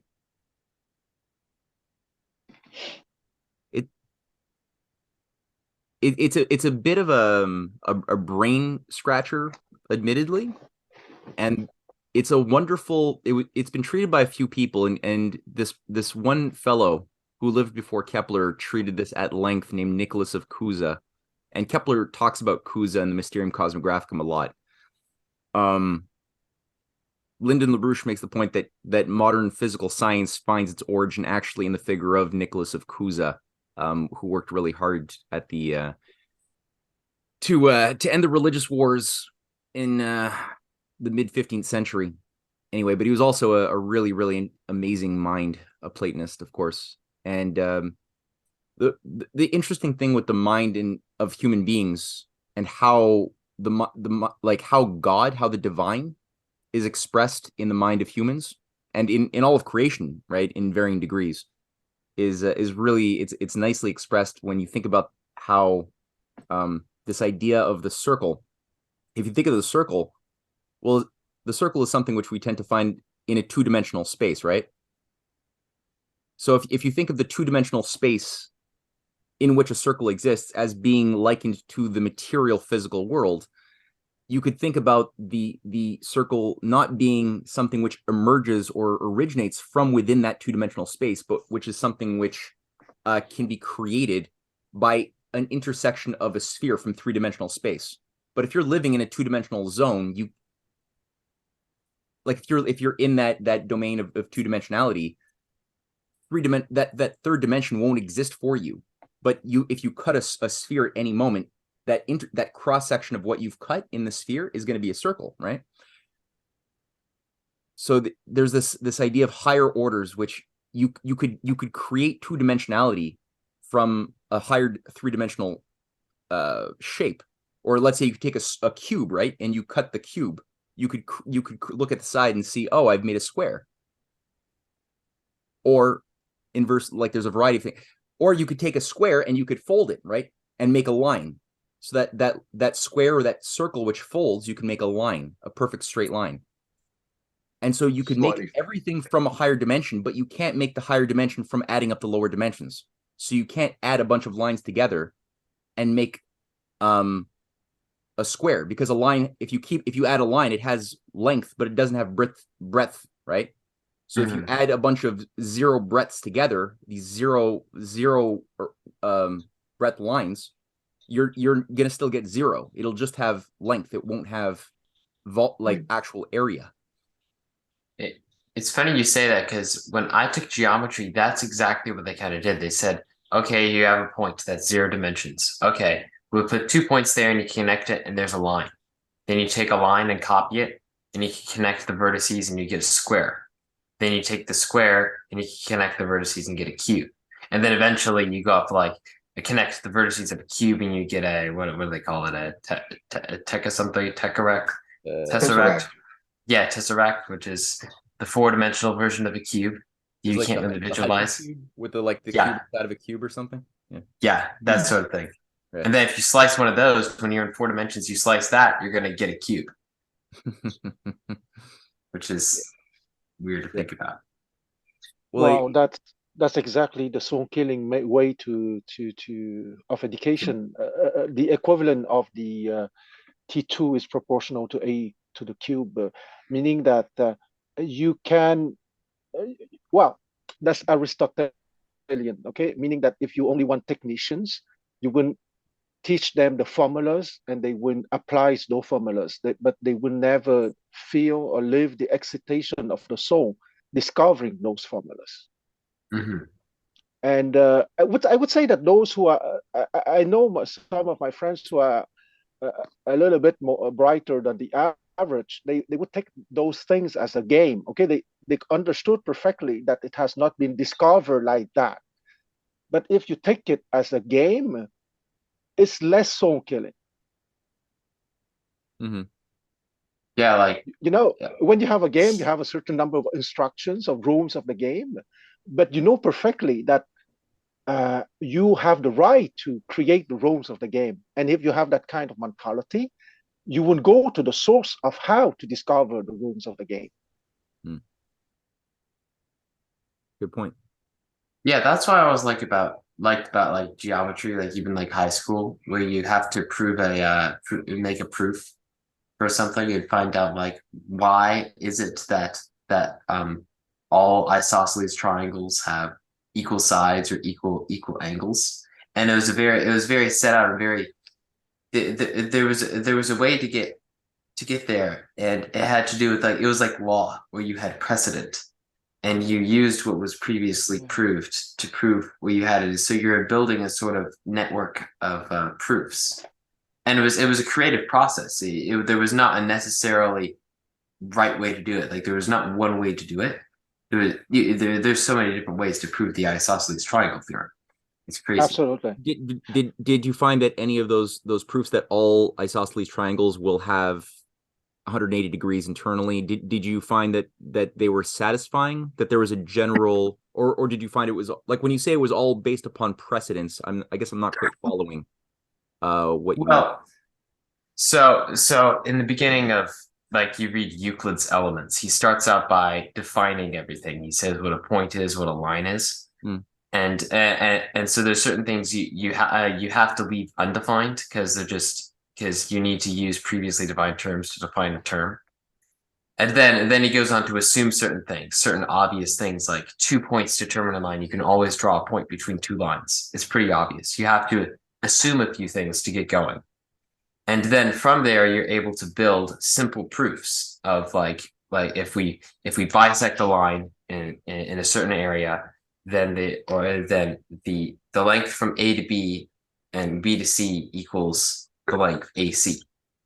And so and so you gradually rise up using those things, building on those things you've proven before. You finally get to doing big proofs of really complicated ideas. Exactly. And exactly. yeah, that's how it works.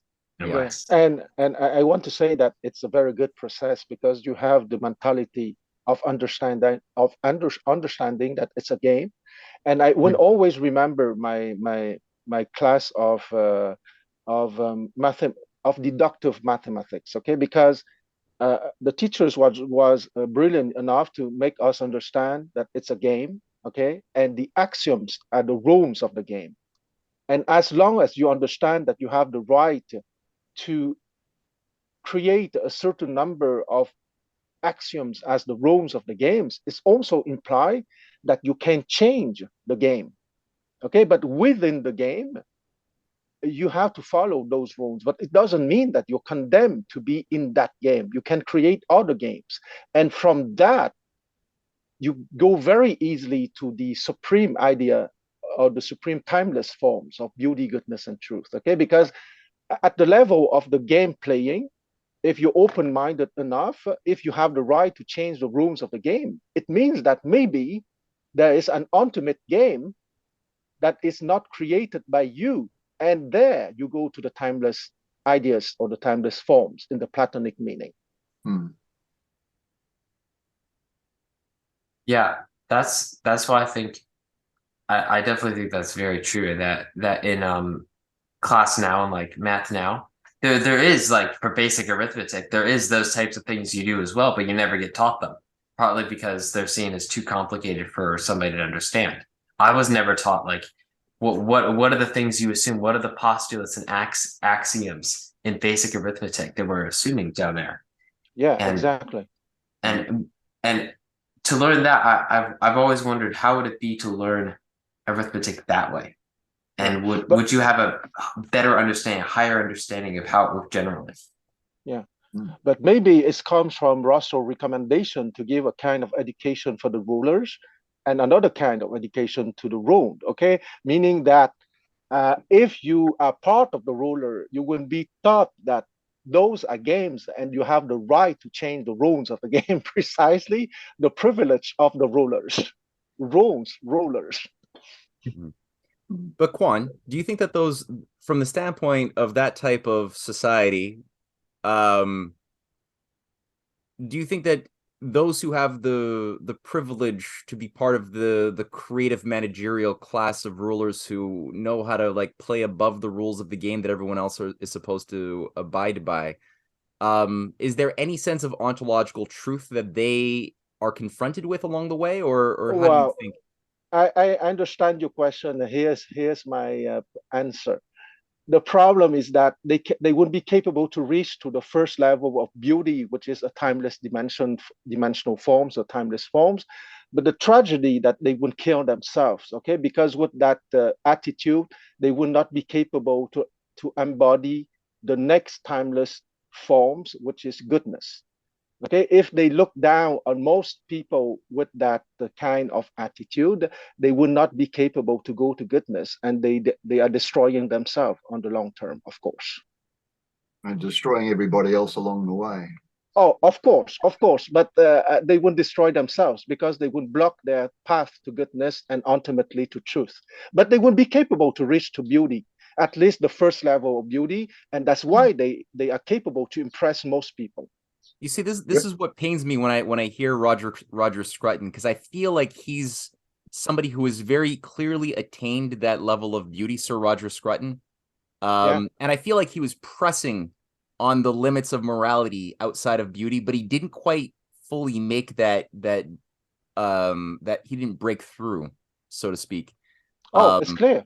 Yeah, I watched the debate between Scruton and Peterson. It's clear for me that we have a Greek tragedy there. Okay, you have upper class people not capable to be in goodness. But they're so close. It's excruciating. Yeah, like you said, that's the substance of tragedy, right? Yeah. Cool. All right, we just have a page and a half left, so let's get through. Yeah, it seems like we're reaching a conclusion of this chapter here. Yeah. Therefore, to conclude this section, we shall gather the chief points in a package. For the sensible harmonies have this in common with the archetypal ones, that they demand terms and comparison of them, an activity of the soul itself. The essence of both consists in this comparison, but the terms of the sensible harmonies are sensible and must be present outside the soul. The terms of the archetypal harmonies are present within the soul beforehand. Therefore, the sensible harmonies need, in addition, to be received by means of an emanation, I presume, which they have emitted, and it is by the senses, the servants of the soul, that they are received. Another comparison is also needed of the individual. Sensible terms with the individual archetypal ones. Let me just read that again. There's a smudge on the thing there. I thought it was a No, full it's stop. weird, yeah. Yeah, another comparison is also needed of the individual. Sensible terms with the individual archetypal ones, I mean with the circle and a knowable part of it. But the archetypal harmony has neither need, as its terms are present in the soul beforehand and inborn in it, and in fact are the soul itself. And they are not an image of their true pattern, but are in a sense their own pattern. Thus, only a simple comparison, which the soul sets up, of its own parts with each other, so to speak, completes the whole essence of the archetypal harmony.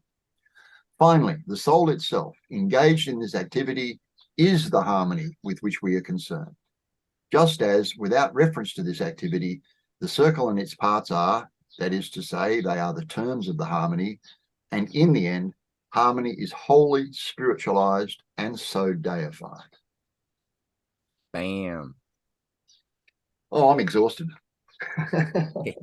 It's just I'm just so happy that we read Plato's Phaedo dialogue, which deals with this exact same treatment 2,000 years before Kepler, on the important concept of harmony, right? And its role in necessitating a soul which has certain characteristics.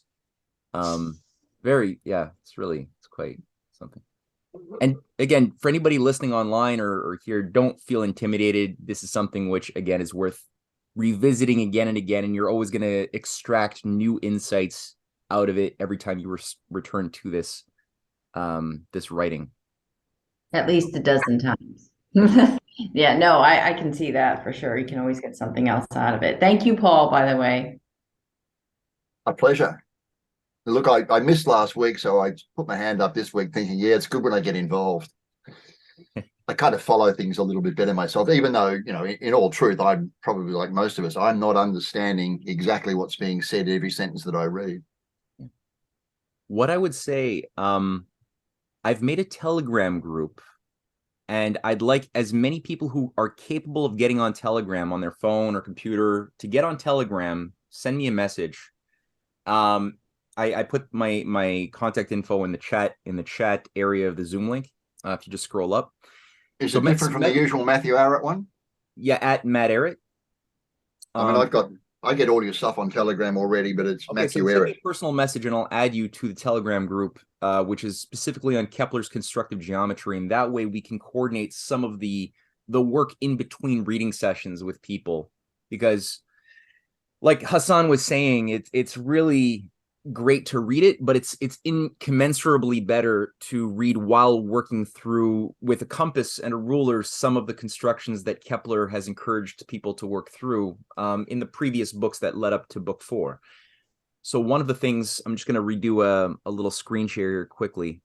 PowerPoint share. So this, for example, Hassan drove ahead and began making some really fun discoveries. I don't I don't want people to necessarily share them with the group in the Telegram group, but share them with me individually. And then as people make the discoveries, we'll then share them, and people will go through what steps their mind took when generating from simply a circle all of the proportions, or as many as possible, of these qualitative shapes, using simply circular action of the compass upon itself, right? Circular action, curved action upon curved action, with very reasonable choices that you have to make along the way. When you're taking that compass, it's easy to make the circle, but then where do you choose to make the next circle that's reasonable, right? What will cause you then to decide what length the radius will be, which is a reasonable and not arbitrary choice that you have to make, which will then make another cut into the circle, which you could then, see what ideas explode into your mind as you're pursuing the construction of the square, of the pentagon, the hexagon, octagon, and so on and so forth. And then so we'll just share along the way, what steps we took as things proceed. And I'll throw little challenges along the way too, for people who want to get bonus points, that they could cash in for karma. I don't know. I actually don't have anything to give you, but satisfaction in making a discovery. And so we'll do that in the Telegram group. Okay. If you have any problems hooking up Telegram on your phone, send me an email and I'll try to help you as best I can. Well, Matthew, I have a question. By the way, wait, hold on. Hold on. One quick tip. By the way, this is Kepler. He just got in. He didn't get any rabbits. Okay. That I found helpful when going through the exercises is actually going through induction, not deduction. A resource I'd recommend, I'm going to put the free link into the chat, is Polia's plausible reasoning book. Because when you're going from the specific and trying to get to the general, it's the opposite process. So I'll share that link. Okay, cool. Thanks. Sorry, Dia, what was that? Oh, well, I realized I've come kind of in the middle of this. I missed the Plato class, but I frankly just don't understand, why is Kepler writing this? I don't understand the context. Were you here last week when I delivered a little introductory mini lecture? I don't remember hearing anything that explained it to me. Were you here last week? Yes. Okay. He's writing this in book 4 because, well, he organized this entire book that you see right here, the Harmonies of the Worlds. Yeah. So he organized this. It's a little beaten down right now, unfortunately. Sorry, Kepler. He organized it in 5 sections, 5 books that he released in 1619. And he did it in modeling himself on the inspiration of the quadrivium system, which Plato develops earlier as the basis of the organization of a proper university, like a proper academy, right? In the education of the mind, body, and soul. And a big chunk of that was book 1 and book 2. Book 1 is exploring everything the mind can possibly discover about 2-dimensional space, and then taking it further in book 2 of seeing now where the mind, having built up those muscles and pressing itself to the limits of knowledge, with a big focus on the golden section, which is necessary for the construction of the pentagon. He then goes into the constructions in 3-dimensional space and pushes that to the limits of filling 3-dimensional space with the various constructions of the Platonic solids and the Archimedean solids, which are constructible using these elementary figures: square, triangle, a pentagon, hexagon, octagon. So you could figure out what proportions, what ratios, what integral relationships arise in that investigation, but you're still only investigating visual space, the space of the eyes. He then goes into book 3, which is the space of sound, audible space. And he looks now, well, what are the sounds of squares? What are the sounds of triangles? What is the reason for the divisions of the a chord, which you can divide in half and get an octave, right? The half to the whole gives you 2 resonances, which is like a low C, high C. Like, it's like they have the same quality of C and C, but they're of one is a doubling of the wavelength of the other one, and you could get between the limits of the octave reasonable intervals in between that are consonant, that elevate, that resonate with the soul, that the soul enjoys listening to. And he develops the most comprehensive system I've ever seen. I think that the best system of developing a theoretical basis of harmonies in the audible space, but it's still sensual ultimately.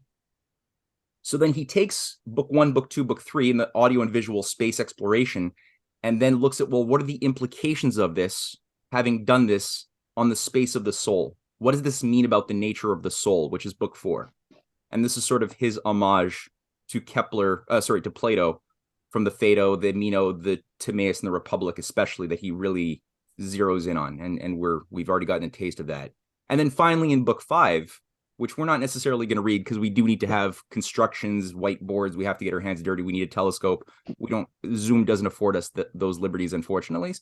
But book 5 is now taking all of that material that we've created for ourselves, and now applying it to observational data of astronomy, and seeing where, looking now at the motions of the planets at their maximum and minimum speeds around the sun, what type of proportions now can we find emerge that will allow us to see if there's a harmonic organizing principle around the solar system, even though you can't hear it with your ears, right? You can't hear the sounds with your physical ears of Mars or Jupiter or Saturn, but is there still harmony of a higher sort that's organizing the entire solar system, and thus also humankind here on Earth? Okay, well, see, I'm still at the basic. It was really important to hear that Plato's Academy was an education for the mind, body, and soul. I mean, I never thought of things in those terms, and so that's very interesting to learn. So yeah, it's a treat. I definitely put the Republic by Plato on your reading list as you're moving on in life, and just as you're navigating through the oceans of life. Make sure that that's an island you stop on and explore. It's really a worthwhile. Yeah, there's a lot in it. Plato's Republic. Oh yeah. Okay, thank you. Sure. Isn't this, Matthew, also a way of Kepler trying to sort of guess at the blueprint that the creator used to create the universe by trying to find some of the design principles, the mathematical ratios, the harmonies, etc. He's speculating on the blueprint that God or the creator himself might have used in designing the cosmos, or not? Absolutely. By the way, Matt, when you make those constructions, are you expecting them to be equilateral? Yes. All of them are equilateral. Okay, because for a little while there, I was having a hard time envisioning an equilateral pentagon. Oh, yeah. I just meant yeah, equilateral pentagon. Doesn't that mean like just each side is the same, is equal? Yeah. And I was looking it up a little bit, and I think, yeah, I guess it's equal sides, but they can't have equal internal angles, I think. I remember hearing that. In this case, you want, for the elementary shapes, you want the internal angles to be like inside the pentagon, you want the 72, 72, 72 inside. No, sorry. Inside the pentagon, it's 135 each of the internal angles. Okay. And also, if you want to take it the next step and also think while you're doing this, if you connected all of the vertices touching the circumference of the circle to the center, from the square, the triangle, the pentagon, the hexagon, what internal angles would there be inside the square, inside the triangle, inside the pentagon? I can't do that. What would be the internal angles as well? So just try to develop as many of those numbers that you could derive and collect them, and you'll find perhaps relationships that will be of use doing astronomy. Okay. Yeah. Okay, thanks. I just need that clarification there. And before we go, Matthew, sorry, just a quick one on the Telegram channel. Okay, I actually sent you a message. I normally get all your material on the standard Telegram channel, which is Matthew Ehret, RHT, I think, or RTF. Just a second. So there's Matthew Ehret and the Canadian. I get all of your posts on that. You know, the interviews that you do and various things that you put up. I just plugged in at Matt Ehret, like you said, and came up with another one that simply is Matt Ehret. Yeah, I saw you messaged me, so I definitely. So okay, so you're on my radar. It's good. Yeah, I found the right one. Yeah, that's all I want to say. Okay, good. So then the only people I don't have then on Telegram is Susie, Harinder, Dia, Helen. I have now. Yeah, Helen reached out. Kelly, I don't have, and Hugh. I've never been able to get Telegram to work on my computer. Okay, all right. And I'm not sure I can either. That's got to be an American thing. Do you have a cell phone? No, not a smartphone. You have a phone? A smartphone? No, I don't. No, not a smartphone. I don't have a phone, and I try to do as little as possible. I kind of envy you guys. I honestly kind of envy you guys. All right. So Telegram works for me on both formats. I have it on my phone. I don't use it terribly often, the phone that is, but I also have it on the PC. I'll have to come up with a solution for Susie, Dia, and Hugh. I'm not too sure what that solution is going to be. Kelly and Harinder, if you guys can download Telegram though and reach out to me, that would be great. I have Telegram. I'm not familiar with Telegram, so Telegram is. I know there's Instagram, there's Telegram. What is the point of that one? Just if you can. It's a messenger service. Yeah. Okay, so it's like Messenger or messages or anything? Yeah, it's like Facebook chat, you know, exactly the same, only it's supposedly less open to observation. It's encrypted. Okay, so I can download it on my Android phone and also on my computer. Okay. Yes, you'll be able to. Yeah. Yeah, it should be simple. Then I will be able to communicate with you and you. Okay, all right. Yeah, and I'm going to put you in a group, and that group you'll all be able to communicate with each other. And as you see the challenges I throw out, like I threw out one example today of the circles, right? And dividing the circles by 3, by 4, by 5. Take a picture and then send it to me as an individual message, and we'll then make a display of everyone who has tried and succeeded, or tried and didn't succeed in a couple of weeks, you know. And then we'll just add more challenges as time goes on. Question for you, Matthew. How many Matthew Ehrets are there? Because you're involved in so many activities. One guy doing it all. I'm just joking a little bit. Hey, clones. It's all about clones. So the inside track of CRISPR. Yeah, you and Biden both. Cool. And yeah, Hugh just shared the name of a wonderful book. If people could find a PDF of this thing online, I might even have it on my hard drive. It's called a Manual on the Rudiments of Tuning and Registration, Book 1. Hugh writes it's in 2 sections: Kepler and Music and Kepler and Life. Also LaRouche's preface, The Classical Idea, Natural and Artistic Beauty. I've read this book. It's gorgeous. Hugh was telling the God's honest truth. If people could find it, download it, love it. It's great. And unfortunately, there was never a volume 2, which sucks. It was just a volume 1. Yeah. You said this book got published in English when? Kepler's Harmonies was first published. This book here was first translated into English in 1991. Wow. Now, why was it suppressed? What? Why? It's obvious though, isn't it? No, not to me. Deep down inside, you kind of know. Know. The people that are trying to control our entire world, they want us dumbed down. But it's just been amazing listening to this and understanding that real knowledge is exploring the mind of God and getting to know the mind of our Creator and learning more about who we are and what we're created for. It's just amazing. Downright glorious. But they want us stuck in this 2-dimensional reality with our heads down on the ground. Well, I'm afraid they've But succeeded this with kind me. of learning literally lifts you into the higher dimensions.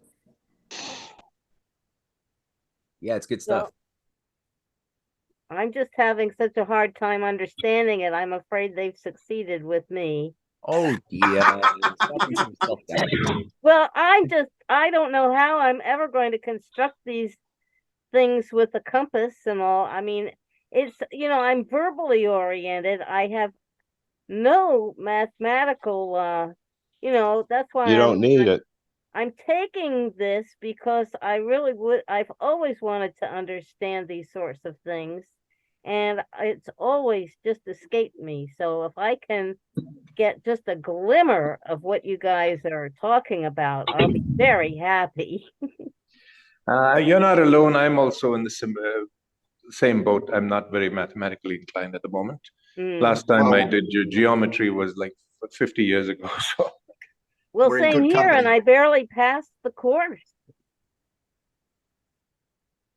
Well, don't worry. This is a very it's like they there's this example that a friend who played the guitar using a very bad method for decades was telling me is he discovered a better method, but he was unfortunately 55 when he discovered this better method, and he said, I went to this teacher and it took him so long to deconstruct his bad method because he was such a good guitar player, but it was with I don't play the guitar, but he described it that way.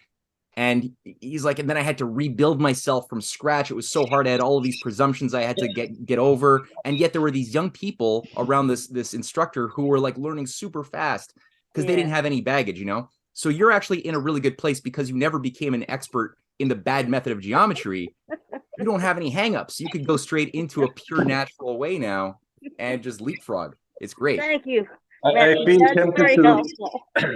I feel tempted to quote another line from Star Wars. You must unlearn what you have learned. Anyway. Okay, well, for getting into Star Wars, I'm heading out. Thank you very much. Very interesting. We'll see you at another one sometime soon. All right, good night, guys. Good night. See ya. Okay.